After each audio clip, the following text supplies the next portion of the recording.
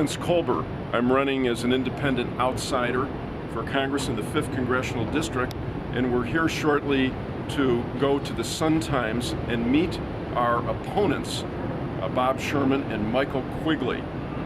This race is critical to the future of Chicago and the future of Illinois. I'm offering bold solutions and a brighter tomorrow, and we're going to demonstrate that to the editorial review board of the Sun-Times in a few minutes. Hi, I'm Mark Callender. I'm the First Ward Committeeman. I was elected this year, 2016. I'm here to support a candidate here, Vince Kolber, and part of his U.S. district crosses into my ward.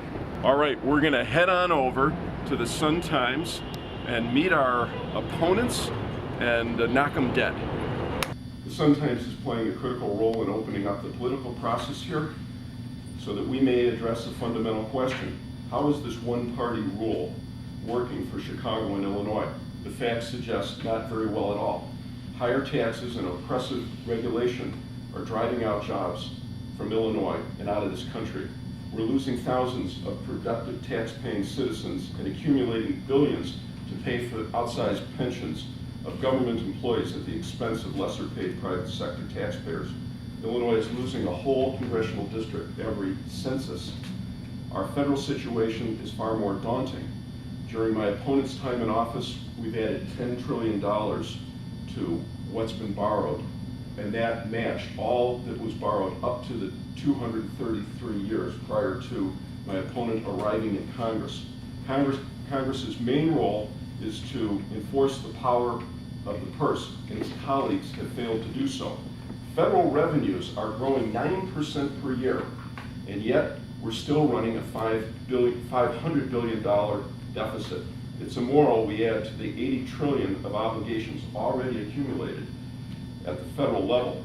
No generation has ever done this before. I don't want our generation to be the first.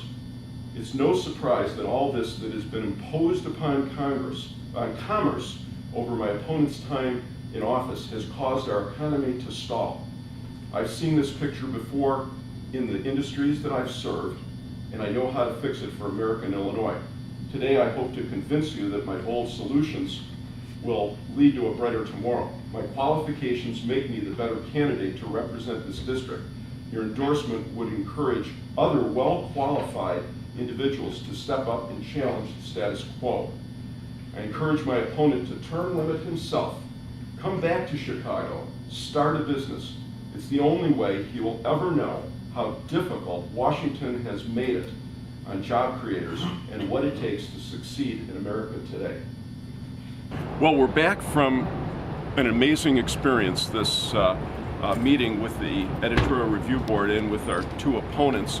Unfortunately, we were unable to videotape the whole experience and the whole discussion, but we were able to get part of it, and Dan, our videographer, will have that for us. The event itself was really extraordinary, and we're grateful for that. And Mark, what was your impression? It was a great opportunity for us to state what we're for. It was great to contrast us against Mike Quigley. It was interesting to actually hear the questions being asked and how truly biased their questions were. Didn't you think so? Absolutely. In fact, it was even a little bit shocking. The questions were, one particular question in particular was so leading as to reveal that our interviewer had already made up his mind about what his position was, and it really required me to elaborate in as best and as short a time as possible why his position was incorrect. Correct. The positive, though, is we had the opportunity. We were right in front of the incumbent. We clearly showed where he was weak. In fact, one of the things he said when he was asked, what 3 accomplishments could you name in the last 2 years, he stumbled and stammered through the whole thing. We're for bold changes, and he's for the status quo. The voters have a real choice now. Do we want the status quo? Do we want one-party rule for Chicago. It isn't working. Illinois has stagnated now for too many years. We're losing thousands of jobs. We're adding billions of dollars to support pensions for government workers that we can't afford. It's inequitable. People in the private sector are making less than the people in the government sector. We have our private sector people paying for salaries for government people, and that's just unfair. Absolutely. And the point you made at the end was excellent, that the debt we're burdening the next generation is flat out. Thanks for reminding me of that, Mark. This is key to why I'm running for this congressional seat. We've accumulated $80 trillion of debt in this country, and we're going to end up leaving it to the next generation. No generation has ever done that. And so our addiction to debt is like an addiction to drugs. It has to stop. Correct. And what did Quigley say he did about it over the last 2 years he's been in office?